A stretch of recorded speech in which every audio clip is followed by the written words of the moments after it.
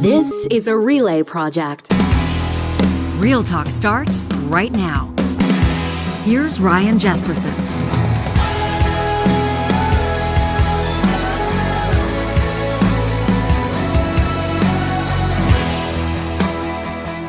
We welcome you to this Thursday edition of Real Talk. Thanks for being here, Jespersen and Higgs. We've got a great show for you in store coming up in just a few minutes. We're going to check in with our pal Philippe Fournier of 338 Canada. He's a poll analyst, and we're going to take a look at some recent numbers, taking a look at how the provincial premiers are faring, how their own constituents feel, their popularity, you might call it in layperson's terms. We'll take a look at federal vote intention as well when it comes to the federal parties. The Conservatives are gaining ground. You could say if an election was called right now, the Trudeau Liberals would be in real trouble. We'll ask Philippe if he thinks that might hold. No, there's not been an election called yet, but we're always paying attention to these types of trends, and you better believe the political parties are as well. We're also going to talk to Chris Gloninger, and we've been looking forward to this conversation for a while. It's tough subject matter. We're going to be speaking with a guy that's made a decision to walk away from a career of nearly 20 years. He's worked in some of the biggest American markets, a meteorologist in Boston, now the chief meteorologist in Des Moines, Iowa. But he's been receiving death threats for his reporting on climate change. And he says for his own mental health, he's leaving the industry. But he's not quitting his advocacy on behalf of planet Earth. This is a good news story in a way, and I think that you'll enjoy what Chris has to say. And in just a second, we're going to do a follow-up on a story that was, well, an explosive one in our home province of Alberta back in January when the CBC reported that Alberta Premier Danielle Smith's office had been in touch via email with Crown prosecutors, in a sense, applying pressure, asking them to walk back some of their efforts to prosecute charges that were laid after that Coots border blockade. You remember that one where the RCMP seized the firearms, and it was all part of that Freedom Convoy type. You remember that? January, February, into March of 2023. This is what everybody was paying attention to, obviously, and that story reported in January 2023 based on the events of the year previous. The CBC's walked it back. Danielle Smith, we asked her about it, Alberta's premier, when she was in here just a short time ago, said, whatever happened to your plans to sue the CBC? And she said that she had plans to reach out to them, to talk to them. Remember, she had said, by way of her office, that if the CBC apologized, then she wouldn't sue. And people kind of scoffed at it, but yesterday, after we stopped recording Real Talk, the CBC did issue a retraction, and we're going to take a look at that. These stories continue to write themselves, and that's our promise to you, that we'll continue to pay attention to these stories so we always are in the know. We're always up to speed on our understanding of what's happening all around us. I wanted to take a quick second to let you know that certified financial planners in Canada are earning in the 120 grand a year range right now, and demand for them is growing fast. So if you're looking for direction on something, if maybe you've always felt like you have a skill set that would do well in an industry like this, you can become a CFP, a Certified Financial Planner with Business Career College. You could launch your own business, earn great money, and help other people achieve their financial goals. Business Career College is the best place to get your CFP with online courses. They've got expert instructors to help you through and decades of experience helping people succeed. You can learn more today by visiting businesscareercollege.com. It was back in January of 2023 when CBC reporters Megan Grant and Elise Von Scheel, both of them with solid reputations in Alberta's media landscape, reported that the Alberta Crown prosecutors had felt political pressure about the Coots border cases. This is the blockade in southern Alberta, and of course, I think that the story speaks for itself. You remember the images, tractor trailers, farm equipment, blocking that border crossing, and of course stopping traffic and for that matter halting commerce. It was a story that gleaned national attention and international attention when the RCMP executed a warrant and seized weapons, laying charges relating to that as well, a cache of weapons that some have suggested were to be used in what was being described as a plan to initiate a firefight, a potential firefight with law enforcement. It was a dramatic story, and it got even wilder. It became even more prominent in the public eye when the CBC reported that, of course, Crown prosecutors had been feeling political pressure from the Premier's office, from Danielle Smith's office, relating to their assessment and prosecution of cases linked to that blockade. Premier Smith, from the outset, said that that never happened. She said that those emails had not been sent. And folks looked back to interviews that she did with Rebel Media, with Ezra Levant, where she implied that she had been in touch with prosecutors. And then, of course, that recorded conversation, we played portions of it to you earlier this year with that so-called street preacher, Artur Pawlowski, who's been convicted on Coots-related charges, by the way. You remember in that conversation, Premier Smith said that she'd been having almost weekly conversations with prosecutors, and she later clarified, said that she had been speaking with her justice minister at that time, Alberta Solicitor General Tyler Shandro, at that time, said that she had not directly contacted Crown prosecutors, nor had members of her team. Well, this went to Alberta's Ethics Commissioner, Marguerite Trussler, and we told you this a while ago, several weeks ago, that the Ethics Commissioner said that she found, quote, no such evidence of an email, and she concluded that no one from the Premier's office directly emailed prosecutors about any of those cases. Now, Danielle Smith is saying now that she feels vindicated with the CBC posting this retraction, and I'll get to that in just a second, but it is worth noting that the ethics commissioner did conclude that Alberta's premier was not squeaky clean on this. She contravened the Conflicts of Interest Act by talking to then Justice Minister Shandro about one of those cases. And the premier has acknowledged this, and Danielle Smith has apologized for that. Well, the story got a little bit more interesting. The plot thickened, so to speak, yesterday when the CBC added an addendum, or actually right at the top. Is this a retraction or not? You decide. But when you see a news outlet using the word regret, it's significant no matter which way you slice it. You can see the story. It's still posted. It was originally released January 19th, 2023 at cbc.ca. The headline, Alberta Crown Prosecution Felt Political Pressure About Coots Cases. The editor's note, right at the top of the story, says an earlier version of this story referred to emails allegedly sent by a staffer in Danielle Smith's office to the Alberta Crown Prosecution Service. Based on testimony by confidential sources, CBC News at the time described those emails as challenging prosecutors' assessment and direction on these cases.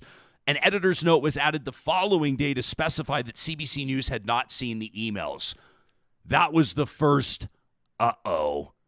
But a lot of people said, well, this is the CBC. These are skilled and reputable reporters. I mean, this is a news outlet, an agency that has been looked to by Canadians for many years to provide reputable, objective reporting that people can stand by. A lot of people defended the CBC almost blindly, saying, we know these reporters. We know this outlet. I find it very hard to believe, number one, that they would release this story in the first place without seeing the emails. And number two, that the story would stand without an apology, even if they hadn't seen the emails, if they trusted those confidential sources. Remember, some people were implying the source might have been Jason Kenney himself. I'm not saying it was. I'm not saying it wasn't, but I'm definitely not saying it was. The retraction, so to speak, goes on to say, after the Ethics Commissioner's report was released, CBC News reviewed its journalism and re-interviewed a number of sources. Confronted with the commissioner's report, our sources have insisted that Crown prosecutors felt political pressure, but they are not able to confirm the emails they originally described were sent directly from the Premier's office to the Crown. That's a problem. And this goes on to say, as such, we have updated the story and related pieces, removing references to direct contact between the Premier's office and prosecutors, which the Premier has vehemently denied. CBC News regrets reporting direct contact by email. Is it the right move to retract, to correct? Obviously. Is it unfortunate that it took this long and a threat to be sued for it to happen? Yup. What does Danielle Smith say about this? Well, she was on Twitter yesterday and said exactly what she said sitting in this studio a short time ago. And you can catch that interview in our archives. Said Danielle Smith, obviously a former talk show host, journalism is an integral part of our society, and all I've ever asked for is fair, accurate, and balanced coverage. After months of the CBC reporting interference between my office and the Crown, today CBC News removed references to direct contact between my office and regrets reporting direct contact by email. Says the Premier, I've been vindicated, as has my office. And then, of course, you knew this was coming. She says, now that the CBC has expressed regret for its inaccurate reporting and Albertans know the truth, I consider the matter with the CBC closed. Additionally, I'm asking the Alberta NDP to acknowledge their error also and retract and apologize for spreading this misinformation. I doubt the NDP will, but maybe they'll surprise us. Ultimately, what are the implications here? This is a tough situation for two journalists that I know personally and a lot of people that work in the CBC newsroom that work hard. This is a tough one for them because it's a blow to their reputation, to be sure.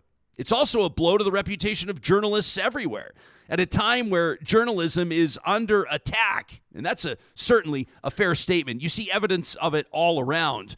By the way, in just under 2 weeks from now, we're going to be talking about Bill C-18, the Online News Act, and Meta's fight, Facebook, with the Government of Canada, and the fight for Canadian journalism outlets to survive and all that kind of stuff. We're going to be going there. But I'm also talking about the personal threats. I mean, we're going to be talking to a meteorologist, Chris Gloninger, in about a half hour or less from now. He's going to tell you what he describes as PTSD, the mental health implications of some of the abuse that he's taken. We see journalists attacked verbally. We see them attacked online. And in some circumstances, if not here in our own cities, certainly internationally, we've seen journalists harmed, even murdered for what they're doing.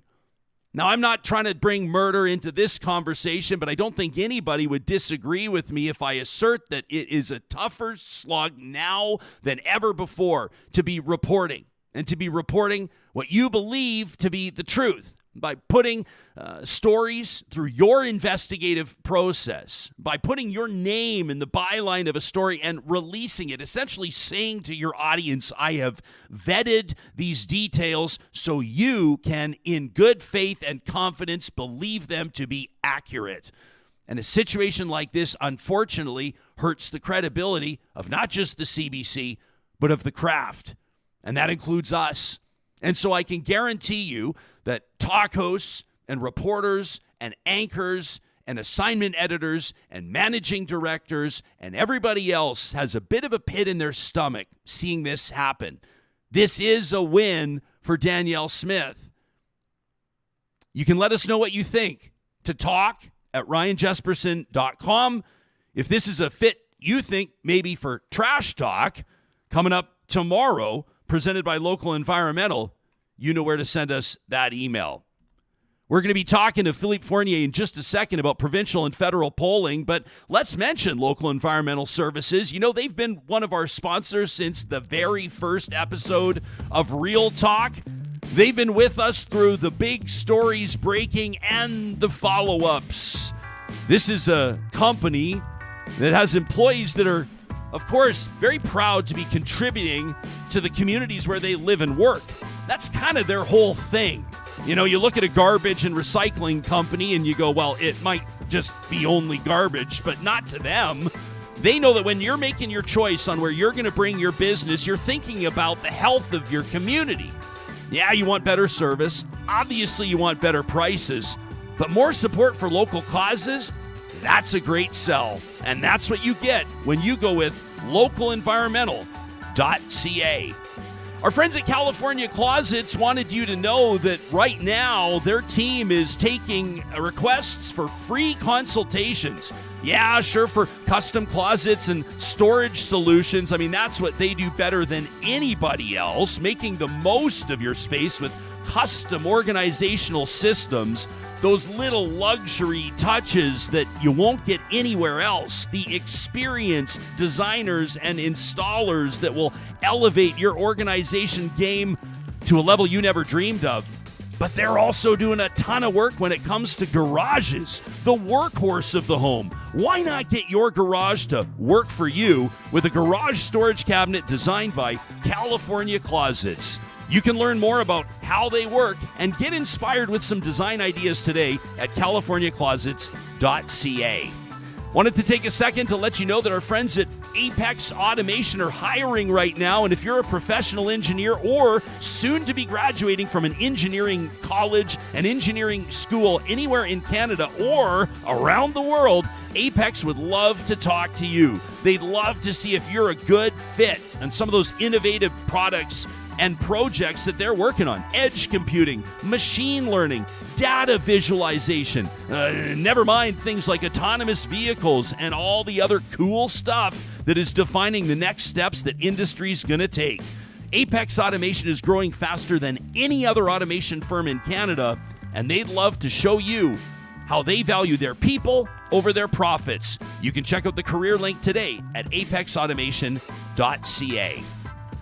And we also want to take a second to recognize the 6,000 technical, professional, administrative, and clerical workers within Civic Service Union 52. That's CSU 52. If you're in Edmonton like we are, did you see them gathering outside City Hall the other day? These are passionate people who love their city. CSU 52 has over 6,000 members working to build an Edmonton with great services, libraries, rec centers, clean water, and responsible energy. They're behind the scenes to make sure that their city works so that high-demand services are right here around the clock. CSU 52 members are dedicated to an Edmonton you can count on, an Edmonton that's inclusive, vibrant, and connected. CSU 52 is an Edmonton for everyone. Our leadoff guest this morning is a good friend of this show, as he tweeted yesterday from his account at 338 Canada, which we always appreciate. He's making his fourth appearance on Real Talk. He's a poll analyst and a pundit, and it's always a pleasure to connect with Philippe Fournier. My man, thanks for making time for us. It's nice to see your face again. Bonjour, mon ami Ryan. It's great to see you. Yeah, where are you joining us from this morning? Are you at home? I am in my home in Montreal right now. Big heat waves, so I've got the AC on and been enjoying the few last days of vacation. I'm stopping my vacation today to speak with you. Oh, I love that very much. And for those that are listening on the podcast, the majority of our audience, I'll let them know you are clean shaven. You're wearing a beautiful black pressed shirt with a slick gray blazer. You got all dressed up to do our podcast, Philippe. We sure appreciate that. Hey, man, you heard my opener about the CBC walking back its reporting, its claims following essentially a threat of litigation from Alberta's premier. What do you make of this story? What do you think the implications are?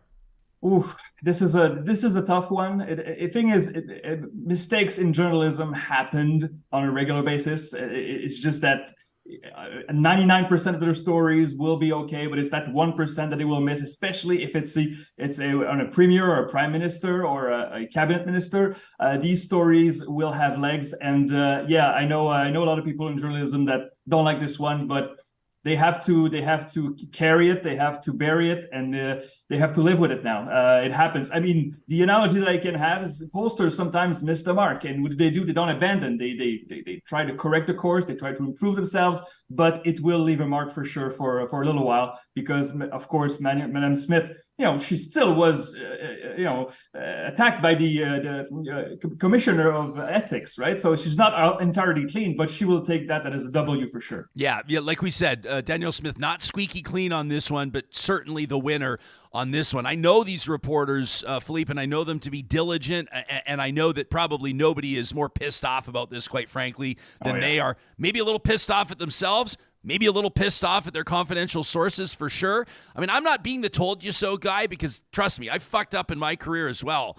But we have sat on stories and not reported them because we didn't quite have enough to run with it. And once those horses are out of the barn, once the story's been released, you can't really walk them back without a pretty prominent retraction like this one. So it's always a tough situation. I think it hurts the industry too, quite frankly. It does. People, you look at right now, I mean, you're a poll analyst. I don't have fresh numbers in front of me, but you've seen this too. You look at professions right now that are dealing with trust issues, and journalism is one of the tops, like not in a good way. Yeah. Journalism has experienced a real loss of public trust. I think that there's a really supercharged political elements to that, but no matter which way you slice it, that's a fact. Absolutely. It's we live in an age right now where good information is also buried in a ton of misinformation. And there's a lot of financing and eyeballs and clicks to be had in publishing stories that are just untrue or just misleading. And so journalism, real journalists that do the real work have to work through that. And when they screw up, they get mingled with that the fake news. So every opportunity like that is a learning opportunity for sure. Yeah, very well said. Hey, Philippe, well, we're grateful to have you here to analyze some of these numbers that we're seeing, and we'll be quoting both the Angus Reid Institute as well as Abacus data for provincial and federal numbers, respectively. While we're talking about Danielle Smith, why don't we go there first? The Angus Reid Institute releasing numbers this week, taking a look at which provincial premiers are, essentially winning the trust and in some circumstances, admiration. I mean, some of these numbers are pretty impressive, looking at Saskatchewan in particular, of their electorate. And other premiers are really struggling and might be in a little bit of trouble. What jumped out at you about the numbers in Alberta? How's Danielle Smith doing? Well, Danielle Smith won the election just over a month ago, and we know that many conservatives were reluctant to vote for her, but they still did. I mean, the UCP went from 55% in 2019 to just over 52%. So the base held strong, but we know a lot of conservatives held their nose and figured, you know what, it's better than the alternative. I don't want to go to the NDP. So Madame Smith's numbers are not as high as she would want to. But right now she has 4 years in front of her, so she has the benefit of time, and not all politicians in that list of premiers has that luxury. We saw that Doug Ford in Ontario is also back to his pre-pandemic numbers in the 30s. So there are some premiers in hot water right now in this country. We see that Monsieur Legault is still doing well in Quebec, but his numbers, of course, have come down from the Soviet-like numbers that we saw during the pandemic. But for Danielle Smith, I think this is very early in their new mandate. She has time to correct the course. She could forge her own UCP identity from now, and I'm looking forward to see how it goes. That was a very strange election campaign, especially I guess from outside the province. But what do you mean by that? Let's dig into that a little bit. Well, I read a lot of Alberta news and listened to a lot of Alberta podcasts, and the stuff that it for a while it sounded a lot like American politics. Mm-hmm. I don't want to this, of course, Alberta, but it was a two-party system, very divided. We knew that those sides really don't like each other. There's a huge urban-rural divide. I don't have to tell you this. You saw the numbers, you saw the maps. And so, this was a unique election. We don't have two-party races in the rest of Canada. This was it. I think the UCP and the NDP together had 97% of the vote or 96% of the vote. This is going to be very interesting going forward, because right now the next election, of course, should be in 2027. The NDP, they're gaining strength in the cities, and the cities are growing faster than the regions of Alberta. So the next Alberta map will be more advantageous to the NDP. Alberta just became a very interesting province politically, or not politically, but electorally, should I say, because it was a monopoly for many decades. So. Yeah, no kidding. So Premier Smith with an approval rating of 45%. We also want to point out, Philippe, that we got to look at political approval ratings a little bit differently than as students or parents we might look at report cards. Like, let's say, for example, Scott Moe. Based on these numbers, the most popular premier in Canada in the month of June, still just 57% approval. If you bring home a report card with a bunch of 57%, depending on the household, your parents might not be thrilled. But in politics, flirting with 60% is pretty darn good, right? It's amazingly good. Even I would say even high 30s is pretty good. High 30s?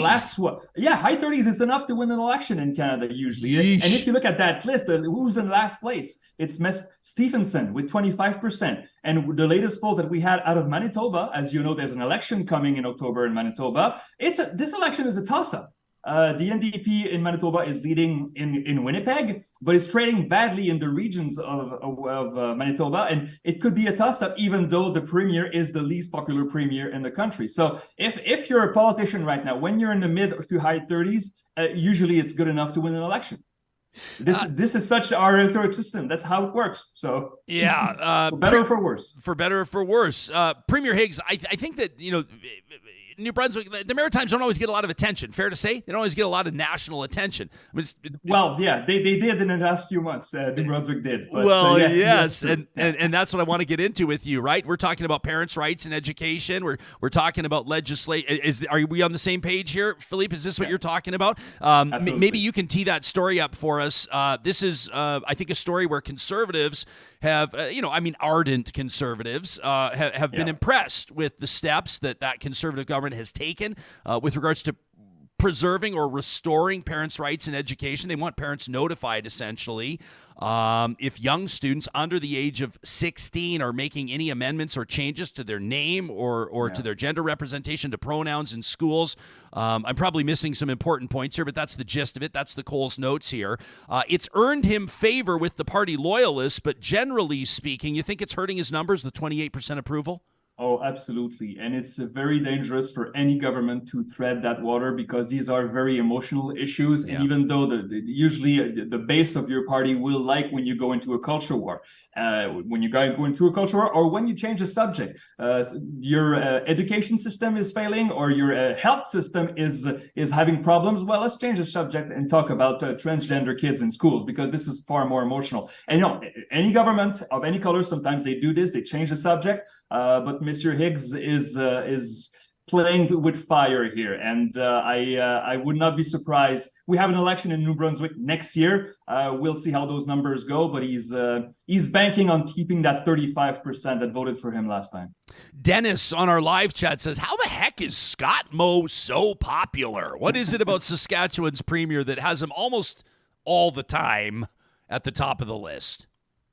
Well, it's the new one-party province. I have to say we do not have much data out of Saskatchewan for many reasons. It's 1.3 million people, so it's a smaller province. And also, since the Saskatchewan party is leading by so much over the competition, the NDP, we have very few polls there. But Mr. Moe, he has a way of speaking to his constituents, and he won the election very easily 3 years ago, should I say. And of course, he's the favorite to win next year. So as long as the NDP in Saskatchewan and other places in the country keep their focus on the urban folks only, they will have trouble winning elections. The NDP in Alberta, we could talk about that too. Yes, they won both cities, but had they won just a few more seats in the regions of Alberta, this election could have been a 42, 45 seat, and then suddenly it's highly unstable. The NDP did not win anything in the Edmonton Donut, and they finished with 39 seats. Had they won 3-4 more, you would have an unstable government, and maybe the NDP would see an opening eventually. So I guess it's the same thing in Saskatchewan, but of course the cities are much smaller with respect to the population of the province. Before we get to David Coletto's numbers, Abacus data's look at the federal vote intention. We don't have time, obviously, to go through all the provinces and territories, but what's one other storyline, or what's one other number that kind of jumps out at you? I'm looking at Houston polling at 55 in Nova Scotia. Awesome. Obviously, as you said, a bit of a dip for François Legault in Quebec. There's David Eby in BC, relatively new premier-ish, with 45% approval, kind of neck and neck with Alberta's premier Danielle Smith. What's one of the stories that's really jumping out at you? We could do a whole show on British Columbia right now, and the fact that the former BC Liberals seem to have completely failed their new branding. They had poor results in the by-election, and in the polling that we see right now, they're in the high 20s, and whereas the NDP is in the high 40s, and they appear to be cruising to next year to a re-election. So this is one of the stories that I will be looking in the next year. Mr. Eby seems to be in good shape for next year. But aside from that, if we go to the federal numbers, Ryan, I've seen some very contradicting opinions online regarding the polls, and I'd like to say something, because yes, if we look at the latest polls, the federal polls, we see CPC +5, +7, +6, +8. I'm looking at the list right now, but you have to look at the regional numbers, because the Conservatives seem to be leading nationally right now. But when you break it down by regions, you see that they're doing relatively okay in the Maritimes, although the Liberals are still leading. The CPC is nowhere to be seen in Quebec. And in the latest Abacus data poll, we see that the Liberals are leading by 3 in Ontario. And so that means that the Conservatives are running up the score where they don't need it. Once again, we heard this before in 2019 and 2021. So it may be very good for public financing for those polls, maybe for publicity, get you many clicks. But when you break it down in our region right now, if a vote was being held and those numbers held, it would be a reduced minority for the Liberals. Justin Trudeau would still be prime minister. So Pierre Poilievre, for as good a campaign he had during his the leadership campaign, has not been able to grow the Conservative coalition. I'm not saying he won't ever do that, but in his first year as a Conservative leader, he has not grown the Conservative coalition. But this has been you could just swap out Pierre Poilievre's name and swap in Aaron O'Toole and Andrew Scheer and Candice Bergen, right? I mean, hasn't this kind of been the story for the federal Conservatives ever since Stephen Harper left? Not left. I mean, he lost an election to Justin Trudeau, but you know what I'm saying. Yeah.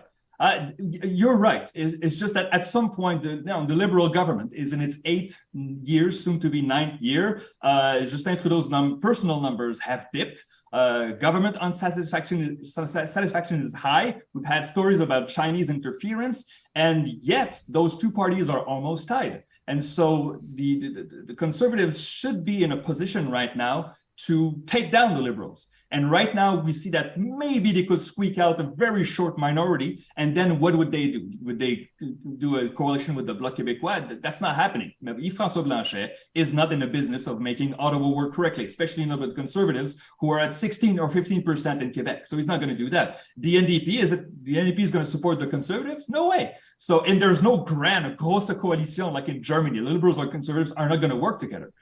So this is going to be a very interesting fall, because right now, yes, the Conservatives have good polls, but when you break it down by region, it's not that good.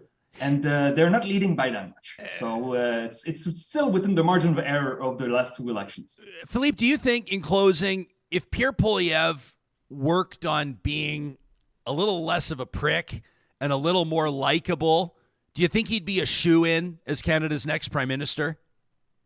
Well, he would have to pivot, but it's possible that with a moderate leader, yes, the Conservative would be leading. Of course, it's politics fiction now. We don't know this for sure. It's just that, for instance, if you took the by-elections in late June that we saw, that campaign in southern Manitoba, that all these efforts that they made to beat Maxime Bernier will leave some trace. Because it was a gold mine for future Liberal campaign. All those messages about the World Economic Forum and those messages of, oh, see Maxime Bernier here at a Pride Parade. Can you believe he did that? So this is going to better resonate. And Pierre Poilievre has to win some seats in urban and suburban Canada to win the next election. I'm not sure that so far in the first year of his leadership, he's achieved that. Philippe Fournier is a political columnist for Politico, L'Actualité magazine, as well as a regular contributor for CTV in his home city of Montreal, Radio-Canada, and of course, right here on Real Talk. You can check out his work at 338canada.com. That's also his handle on Twitter. We encourage you to give him a follow. Let him know how much you appreciate him taking time to talk to us, especially on vacation. We had multiple audience members in our YouTube live chat saying, "You look great, Philippe, but feel free to lose the jacket." Thank you very much. I'm going back on vacation right now. Take care. Attaboy. We'll talk to you again soon. Love talking to Philippe, and the way that he breaks through data makes it understandable for the rest of us. That's great stuff. You can always let us know how you feel about the interviews that you see. You can leave us a comment on our YouTube episodes. Of course, you can tweet at us using our hashtag RealTalkRJ, or you can send us an email using the Connect link on our website. We're going to get to meteorologist Chris Gloninger in just a second, but I wanted to let you know that these conversations don't happen without amazing partners like the family-owned business that is Grand Dog Essentials Quality Raw Food. For the month of July, I want to let you know that you can enjoy $10 off all of their raw pork pet food, those 40-pound boxes. These are the ones that we order. They're delivered to our door every month. It's so convenient. You just need to use the discount code July 2023 at checkout. That's granddog.ca, of course. This is a blend of whole Alberta pork. Why do I say the word whole? Why is that relevant? Well, they include the organs, the bone. This is sourced from human-grade facilities, so the meat is excellent for everybody, but of course, because it's custom made for dogs, they're including all the good stuff to make sure that the blend uses the highest variety of organs in a raw pet food blend. This is the highest quality raw pet food in all of Alberta, period. Providing your pets with the most nutrition available from fresh food sources. Now, you can place your order all the way through till the end of the month, July 31st. Again, it's $10 off raw pork 40-pound boxes using the promo code July 2023 at granddog.ca. Kubi Renewable Energy is hiring, and they want us to let you know about it. If you'd love to work in Alberta or BC, they've got a beautiful office in Kamloops, BC, and of course, proudly headquartered out of Edmonton. You're going to want to visit kubienergy.ca today. If you're a journeyman, perfect. You got your ticket? Great. They're calling all electricians. But if you're an apprentice as well, they'd love to talk to you. If you want to work for a company that provides investment matching, that puts on Friday ball hockey tournaments, that has cold beer on tap, a company that's going to invest in your education and your career by offering you training, things like safety and equipment courses, trade school engineering seminars, even post-secondary degrees, they're supporting their team members because they know the value of putting together a team that sticks together, delivering the best solar installs in Western Canada. Just ask customers like Sean, whose testimonial is unbelievable, says all the employees I interacted with on email, phone, and in person, professional, and treated me and my property with respect. That's the Kubi Energy difference. You can find them online at kubienergy.ca. And before we get to our next interview, wanted to remind you that Friesen Brothers is proudly still family-owned and operating in 16 different Alberta communities. And their newest masterpiece from the Friesen Brothers Mother Dough Bread Company bakers, handcrafted pies. That's right, baked fresh daily with 100% real fruit, 100% Alberta flour for 100% deliciousness. You can find more information online at friesen.com/pies. That's FRESON.com/pies. And don't forget, August 1st, your next chance to knock 15% off your grocery order of $75 or more. That's the first of every month at Friesen Brothers. Well, I'm really looking forward to this next conversation. This is an individual that may not necessarily be a familiar name to all of you, but that's just because we're up here in Canada and he's been plying his craft down in the United States. As a meteorologist, he's worked in some of the biggest markets like Boston. He's currently employed for about 24 more hours as the chief meteorologist in Des Moines, Iowa. That's where Chris Gloninger launched the country's first weekly series on climate change. But he's walking away from it, and he's here to tell us why. First, let's get a sense of what we're talking about. Here's a peek into the work of Chris Gloninger. The effects of climate change are hitting communities across the globe, some faster than others. For people of color in particular, climate change is personal. For many of these communities, they're experiencing these harms right here, right now. Now is the time everyone needs to come to the table. For a long time, the climate justice movement was not representative. It was not inclusive of the communities that actually disproportionately bear the brunt of these injustices. We'll continue to put Band-Aids on if we fail to address the systemic nature of it. Can it be done? How? Boston has set very aggressive goals, both for responding to climate change in terms of sea level rise and flooding, and the city has committed to become carbon neutral by 2050.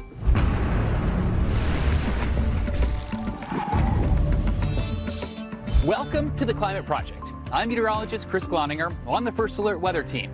I've been covering climate change for 15 years, and in doing so, I've come to realize that there are some communities that are affected by it more than others. Before we get to that, though, let's start talking about the problem that is climate change. Our climate. That is Chris Gloninger in action, and we're pleased, more than pleased, to welcome him here to Real Talk. Chris, I don't know if this is you making your Canadian talk show debut. Is it by chance? I think we got you on mute, pal. We want to figure out your mic real quick. Johnny will take a look, and we'll make sure we get you on track so we can hear you loud and clear. How are we doing? We want to give that one more crack? I think we can hear you. Give it one quick second.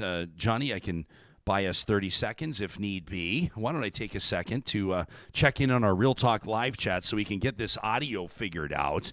We've got here a lot of folks chiming in on some of the conversations that we've been having about politics. And Alberta Girl here says, based on what we were just talking about with Philippe Fournier, the current Conservative leadership is not gaining new ground. She says it kind of reminds me of Joe Clark. Kind of reminds me of Joe Clark back in the day. I mean, sure, fair criticism. You could probably name 10 former Conservative leaders that would fit for. Like I said, the most recent ones have experienced the exact same problem. Alyssa says, my friend went to high school with Scott Moe. Said he was an absolute buffoon back then. Many thought that his brother would be more well-suited for politics. Alyssa, I wonder what they used to say about Rob and Doug Ford back in the day, right, in high school. You talk to folks they went to school with. I think that many people would have suggested they probably wouldn't have wound up in politics either. Others are saying that, obviously the Conservatives are going to need Quebec and Ontario to win an election. This poll means nothing but just another Liberal win. I'd be curious to see. We can expect effective campaigning from the Conservatives. I mean, you look, led by Jenny Byrne, Pierre Poilievre's team in that campaign to win the Conservative leadership did a really spectacular job. You don't have to like the content of the message. You don't necessarily have to like exactly what they were talking about or how they did it. But the end results were undeniable. They doubled the membership of the Conservative Party. They sold more than 300,000 memberships. That's no joke. And you look at Pierre Poilievre's rise to prominence from, a significant, a notable front bencher, so to speak, for the Conservatives, and one of those who was mentioned on the list of who might eventually succeed the Conservative leader at the time, Aaron O'Toole. But if you look at what he's done with his brand, he's taken it to a whole other level. The question is, can he translate that? Can he translate it into votes where they need them? And that's the question that we'll continue to ask. Heck, this stuff's fun to talk about, isn't it? Every once in a while, anyway. Let's get back to Chris Gloninger joining us from home. I think we got you loud and clear now, pal. Yeah. Wonderful. Yeah, it's funny, Ryan. So my friend is the chief meteorologist in Newfoundland and St. John. So he has not had me on the show, though. So this is the first. Okay, good. Well, I'm glad that we get to have those bragging rights, and it's a real honor to have you here.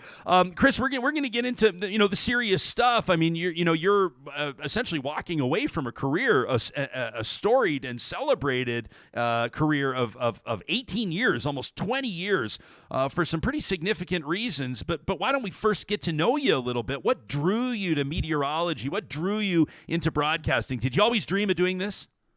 I did in second grade. Hurricane Bob back in 1991. I was in second grade, going into the second grade, and I was fascinated by the wind, the water, and then after the storm, all the sailboats that had washed up on our main street and the beaches surrounding our downtown.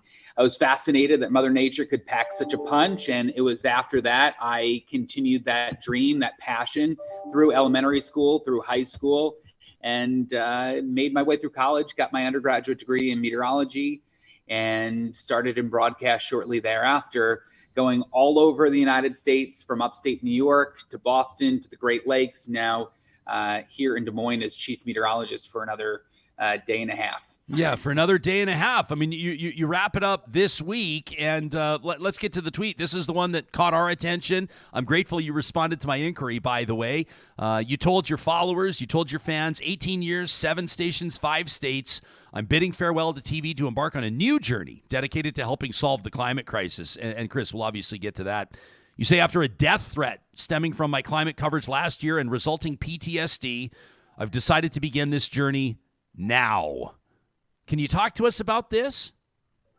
Yeah, it was a year into my tenure into Des Moines, and the station hired me because of my climate work that I did in Boston. I think you mentioned I started the country's first weekly series on climate change in the United States. And it was something that I quickly became passionate about. I was covering some of these major storms for NBC, and for the network. I was on the ground for many of the big storms between 2016, 2017, 2018. I was there covering Hurricane Harvey and Irma. And then I came back saying we need to do more. And that's how the coverage started. But I came to Iowa to talk about climate change in a part of the country that it really wasn't being talked about. It was being left out of the conversation. So I got some pushback, but it hit a peak when I received that death threat. And it was more than just I'll kill you. It was a drawn out kind of threatening email with how the person would carry it out.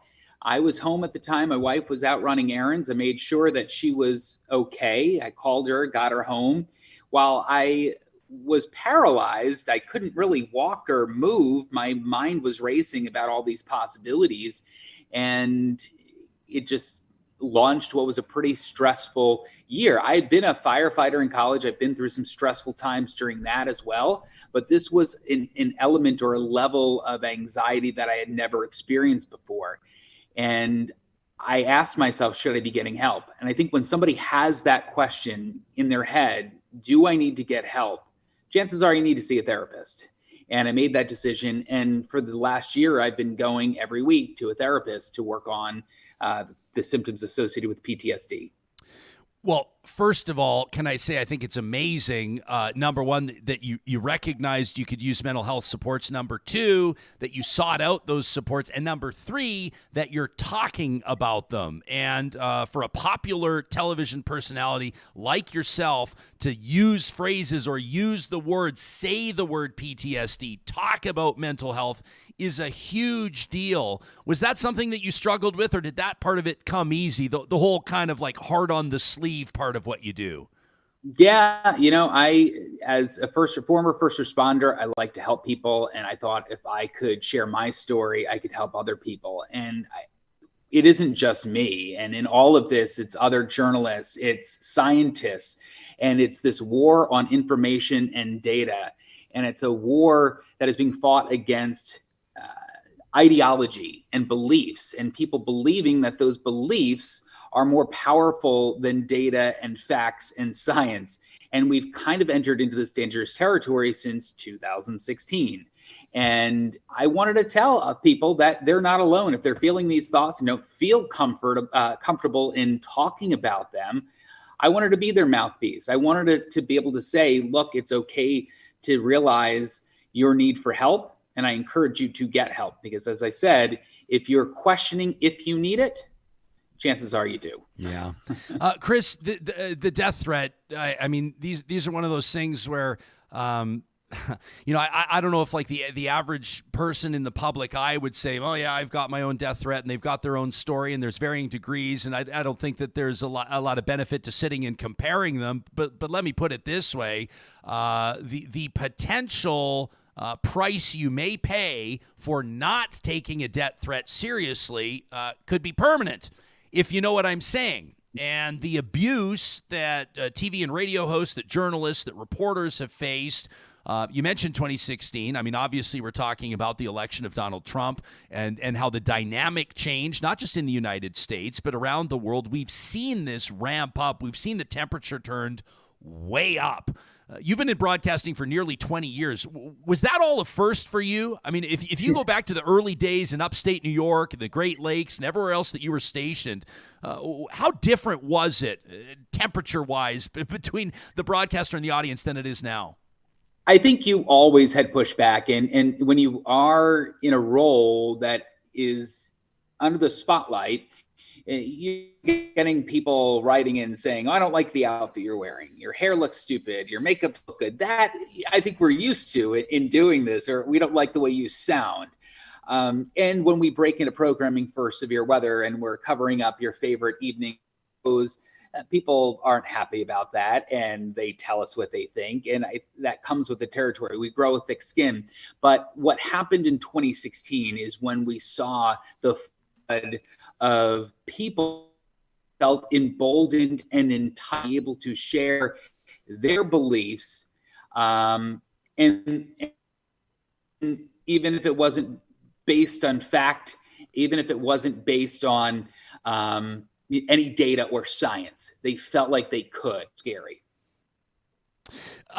Do you like with people may wonder sort of what happened with this death threat? My understanding is that there were charges laid, correct? And a 63-year-old Iowa man pleaded guilty to third-degree harassment. Are you confident that this was handled in the way that it needs to be handled, or are you at peace in a sense with that element of this story? I honestly, a lot of these feelings and emotions have come back up, and with Ridge, this gentleman's name has been back in the news, and it's making us relive those moments. And I think until we can extricate ourselves from this situation, it's something that we really won't feel at peace with until we're gone. And it's difficult to have to kind of process this and relive some of these emotions. But I think we're in scary times in that you don't know when somebody is willing to take a stand on something that they believe, even if it is against all facts and logic. If it goes against their beliefs and they're willing to take a stand, that's my greatest concern.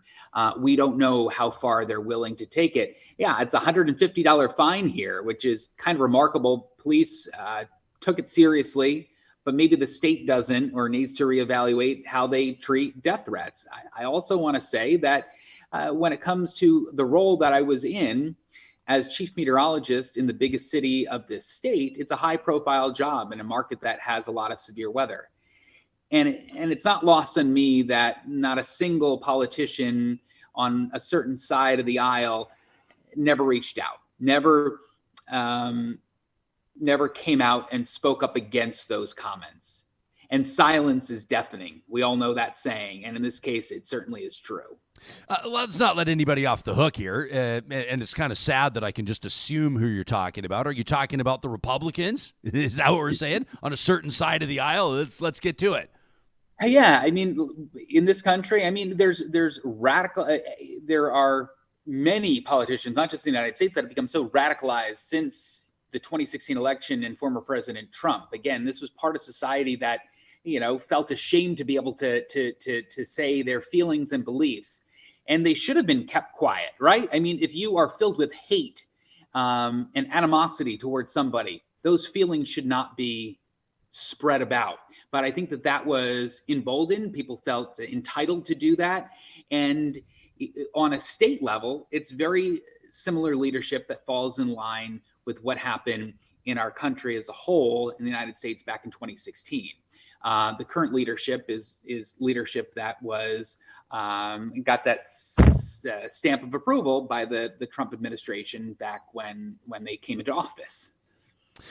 Chris, you've posted some of the correspondence here, and we'll read one. This is like the gentlest one, just to let people know. This is almost just like copy paste from anything that any broadcaster might get in North America, not to take away from your experience. I'm just saying these voices have become louder and louder. You got an email June 21st, summer equinox, isn't that, I think, summer solstice of last year, getting sick and tired of your liberal conspiracy theory on the weather. Climate changes every day, always has, always will. You're pushing nothing but a Biden. By the way, why can these people never get the correct spelling of your? There's your and your. Anyway, I digress. You're pushing nothing but a Biden hoax. Go back to where you came from. That's like about the gentlest, most tepid, shallow end of the pool type one that we're going to read here. But you faced a barrage of these, and then, like you said, a detailed death threat. Folks that, I don't know, worry about the future of planet Earth, that worry about their grandkids might go, no, Gloninger's one of the good guys. We need voices like Chris Gloninger doing weekly series and features on the impact of climate change. We need these voices. So let's talk about what you're doing next. I'm excited about it. And I don't want people to think that I'm giving up. And I don't want my colleagues who are doing this important work to stop connecting the dots. And I never intended this to be, hey, this is what you could get if you talk about it. No, I want people to be stronger, bigger, and better than that. But I felt like after all of this, I needed to step back after 20 years. I needed to focus on my family, my life. My parents are in good health. Same with my in-laws. I wanted to focus on my wife and our relationship. And I also wanted to have a hands-on role and do climate 24 hours a day as my main job. And I'm able to do that now going forward. I'll be starting at the Woods Hole Group, and it kind of branched off in the 1980s from the Woods Hole Oceanographic Institute. And a group of oceanographers, coastal engineers thought that we could work with communities and build resilience. And that has kind of developed into working with towns, municipalities on preparing for climate change, building resilience, finding ways to mitigate and adapt to climate change. Everyone's going to want to live next to the water, or whether that be an inland lake, a river, or the ocean. Oceans are rising, rivers are prone to more flooding, but how do we coexist naturally with water? Those are some of the questions I'll be working on, putting my science hat on, looking at data, doing data analysis, but also communicating. Spending 18 years as a scientist that communicates is a skill set that is going to be transferable and will work in a, I think, a pretty prominent role in helping communities understand their challenges and needs and work with the other engineers to kind of develop those plans to help protect them and make sure that they're around in 2050, 2070, 2100, all these big benchmarks. You know, and I kind of, I hate saying I'm kind of laughing at the fact that my last days end up being the warmest days on Earth. Huh. I mean, and if you look at the top 5 warmest days, they've all happened since 2016. And some of that does have to do with the bigger global pattern of El Nino and the warm ocean waters in the Pacific. But we are dealing with a climate crisis. And 5 of those top 10 years have happened since 2016. And by 0.5 of a degree, and on a global scale, that is a significant number that we broke that record by. And I'm leaving on what will be one of the hottest days in 125,000 years. And we know that through ice cores. We know that through ocean sediment. We're able to take that data and analyze it and get a good understanding of what the atmosphere was like back over 100,000 years ago, which is remarkable. But it's also pretty scary, and that we're now reaching those levels. And it should be sounding the alarm bells to everyone. Well, you know, I don't have to tell you that a recent study released by Yale, a group of scientists studying climate change there, acknowledged that 3 out of 4 Americans agree that climate change is happening and that there's human impact. And I think it's worth reiterating. Even in friendly interviews like this, it's worth reiterating the majority believes the science. The majority believes the science. Let's continue to repeat that and remind ourselves that that's a fact. You know, I'm not sure if you're familiar with the city of Calgary. It's about 3 hours south of us here in Edmonton. They're about to host the Calgary Stampede. You know, millions of people are going to visit that city. And we talked to Calgary's mayor yesterday. She was on our show about 1.5 years ago when she was first elected. The morning after, I said, what's your first order of business? This is an oil and gas center. This is Canada's energy capital, Chris. Okay. Billions of dollars of commerce happen with the energy sector through the office towers of Calgary. And when we asked her 1.5 years ago, what's your first order of business? She said, I'm going to declare a climate emergency. And people blew a gasket. I mean, other people erupted in applause, but a lot of people were really upset. We followed up on it in our interview yesterday, and people can listen to it wherever they get their podcasts, obviously. And we said, so reflecting back, looking back 1.5 years, she says, you know what? She says 60% of the tech companies, we talk about energy diversification, we talk about everything else, economic diversification, the intersection of the environment and the economy, all of these things. I'm sure even your colleagues that work in business reporting talk about this kind of stuff, let alone you. She said 60% of the tech companies that have come to Calgary since she was elected mayor are here to help oil and gas companies in that energy transition. In other words, it's been a boost for the economy to see a civic leader take the environment seriously. And I think that that's a really great news story. If I can also wax for a second here, let me say, you and I both, I'm sure, have had a lot of colleagues that have lost their jobs in broadcasting over the last while. It's been a tough slog for this industry as monetization changes and everybody's trying to figure out the best way to continue to keep those platforms alive. You're leaving on your own terms, and you're going somewhere that seems to me to be a perfect fit for your skill set. And I would argue, with having just known you now for 20 minutes, Chris, that you're probably going to make an even bigger impact with the new work that you're going to be doing for the Woods Hole Group. It strikes me as a great opportunity. I think it is. And, to your point, there's going to be pushback, and people don't like change always, right? People are scared of change oftentimes. And a lot of the misinformation that's put out there by people, it's poorly photoshopped graphs or charts that, if you look at it a little bit closer, those, like the Photoshop job is really poorly done. But you can Google anything you want and try to find the answer that you're looking for. And if you are dismissive of climate science, you can find the one or two people who, if you connect the dots, are probably funded by, someone that's a little bit questionable. But those aren't the experts. To your point again, 99.958% of the peer-reviewed published documents all support anthropogenic or man-made climate change. So at the end of the day, it's science, it's facts, and it's all based on data that goes back tens of thousands, and with the ice cores, hundreds of thousands of years. Well, and can we also point out that, much like the law of gravity, whether or not you believe it, it's relevant. Like the floods are going to continue. The fires are going to continue. The polar ice caps are going to continue to recede. We will continue to see the impact of climate change. I speak like this. I spell it out like this because I believe that at some point my 7-year-old son and my 1-year-old son are going to maybe watch some of the shows that their dad did back in the day. Wyatt and Noah, I'm sorry about all the F-bombs. But other than that, I want them to see that their dad was on the record believing the science, And so I don't care if somebody believes the science or not. That doesn't make the science any less relevant. Absolutely. The CNN, which is one of our national channels here, which I know that they have a global presence, did this advertising campaign back in that 2016-2020 era. And it was a simple ad, and it was great, and it sums up your argument quite well. It's a picture of an apple, and it said, "This is an apple. If you call it an orange and keep calling it an orange, at the end of the day, it's still an apple. It's not going to become an orange. You can call it whatever you want, but at the end of the day, it's still climate change, and it's not going to go away, and it's not happening because you don't want to think or believe that it's not happening. Just people need to grow up. People need to have a spine and get uncomfortable about the conversation and talk about climate change and not be scared that, I can't, I don't have the means to or the mental means to think about it, because it's here. We're already seeing it."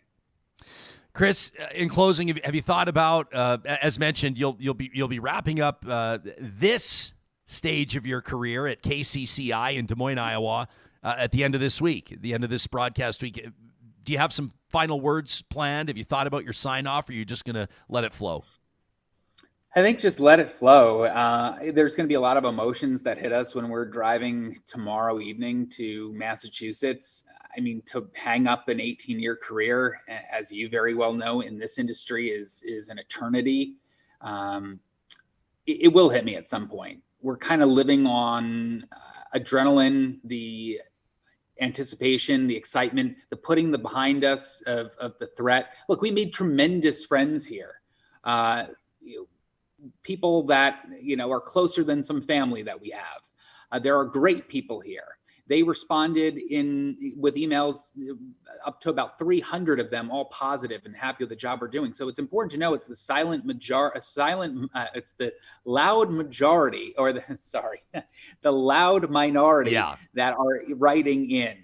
And I don't want people to get a bad taste in their mouth, because that is not representative of all Iowans. Our time here has been very positive in many ways, but until we can really remove ourselves from the situation, I don't think that those emotions will hit us until we're out of this environment where, we're having to watch over our watch behind us to see what's happening and going on.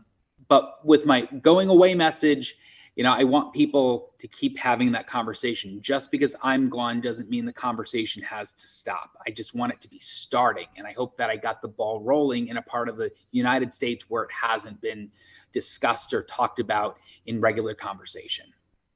We often talk about and remind our audience. I don't think our audience needs reminding. We got a savvy, engaged audience here. We're really proud and we're honored to gather with them every day in fellowship, as we say. But this audience understands the value of conversations that make us uncomfortable.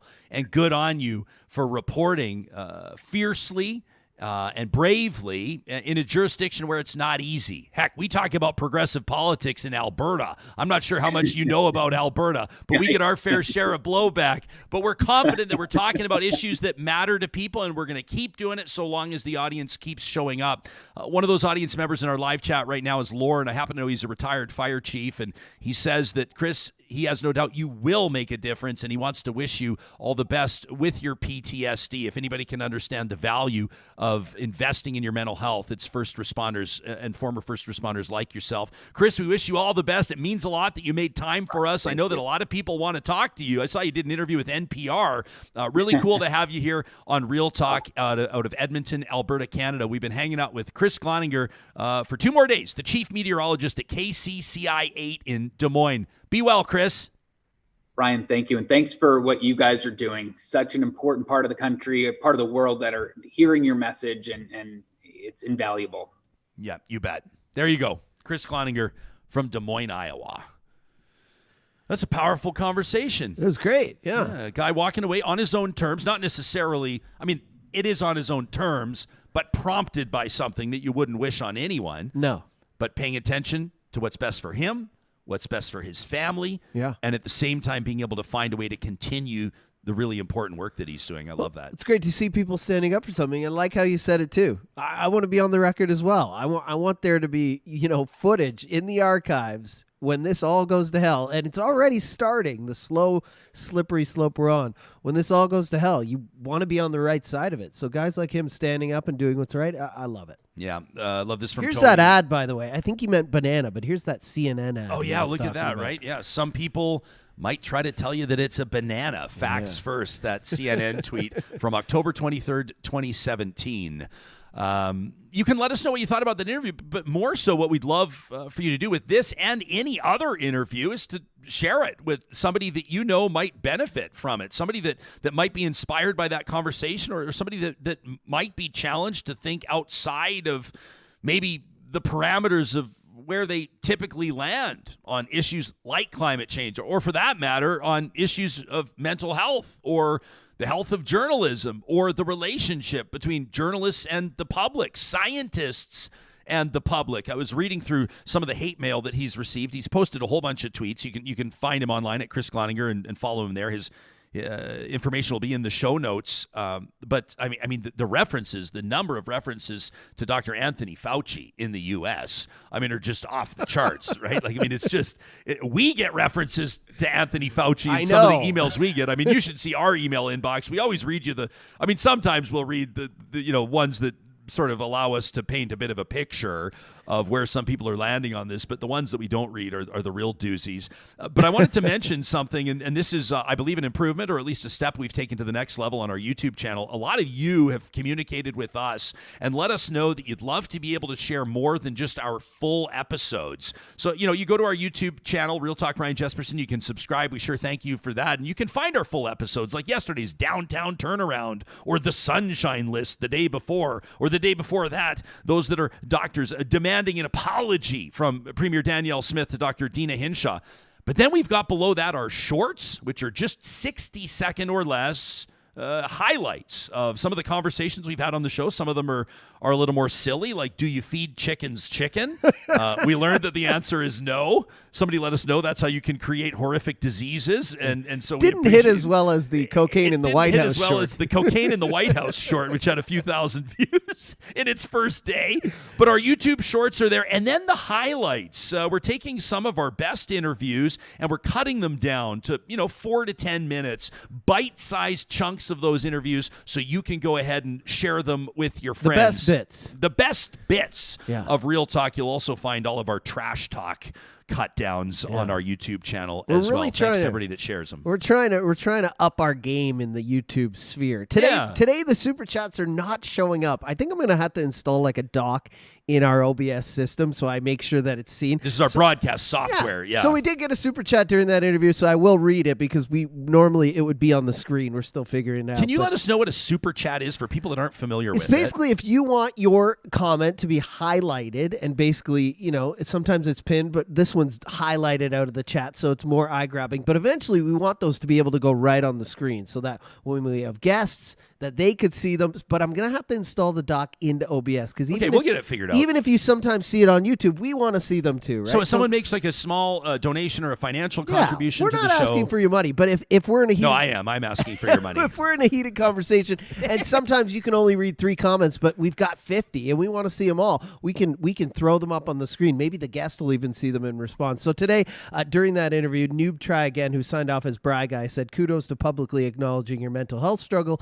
Everyone should have a psychologist as a regular part of healthy life." I totally agree.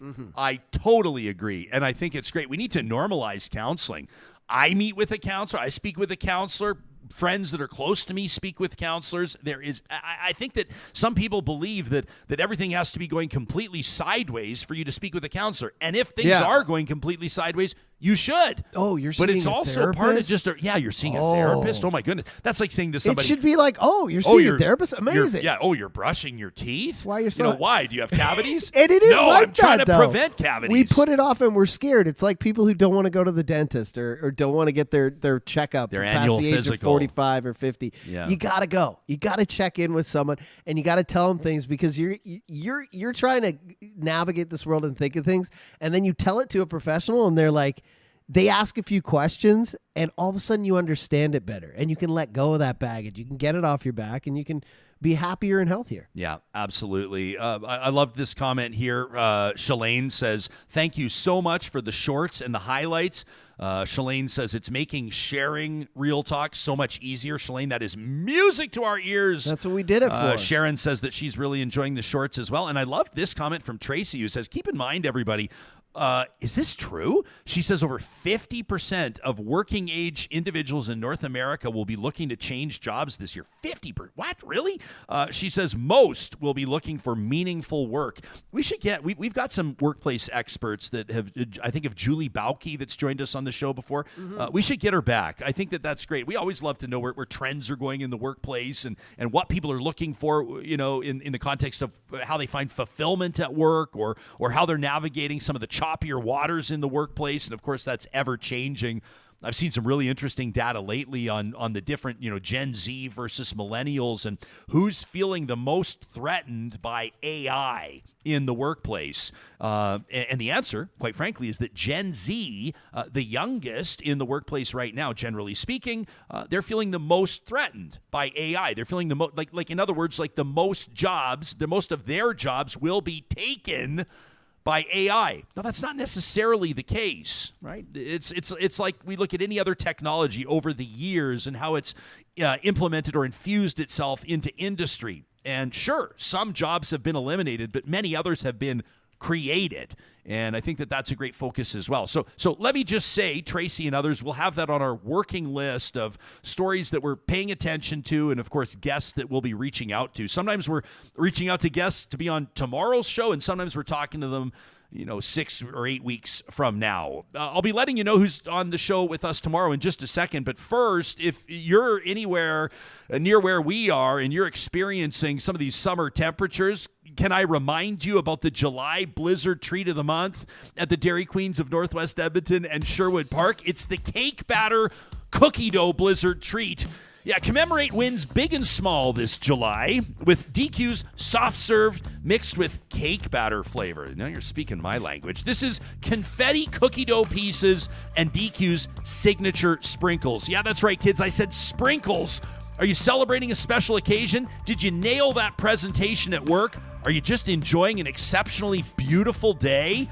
Sounds like a celebration's in order. This limited time treat delivers again and again with each bite, and you can order it by name today. That's the Cake Batter Cookie Dough Blizzard, July's Blizzard Treat of the Month at the Dairy Queens in Palisades, Nemeo, Newcastle, My Home DQ in Westmount, and Baseline Road out in Sherwood Park.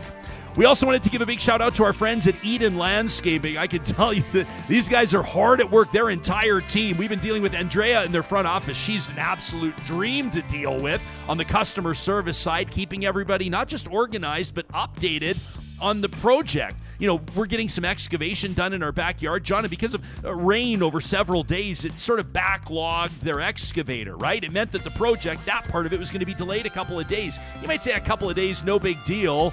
She's reaching out to every single one of the clients, us included, letting us know, hey, if you were expecting us on Thursday, it's probably going to be Friday now. Scheduling matters. These are the small things that are the big things when you're dealing with a construction project, right? It's that attention to detail that comes with what you get when you deal with Eden Landscaping. You can check them out online today. That's landscapeedmonton.ca, a full-service custom landscape builder with more than 20 years of on-the-ground experience in Edmonton and area. It's Eden Landscaping.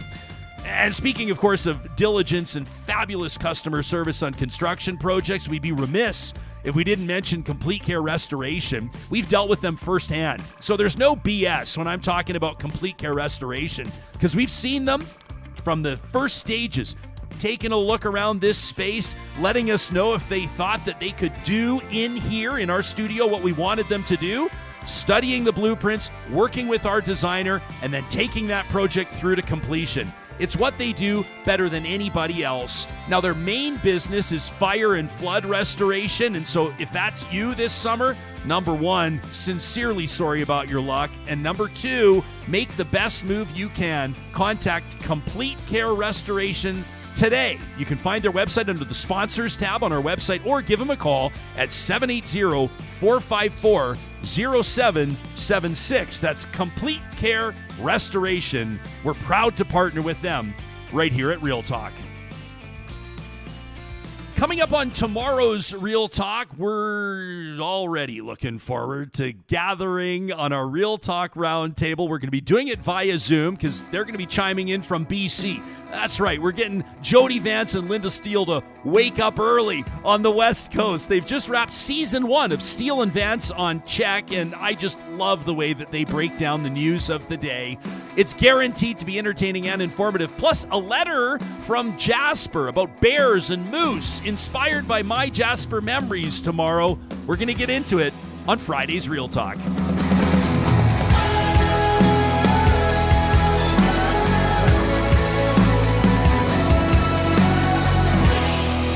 Real Talk is hosted by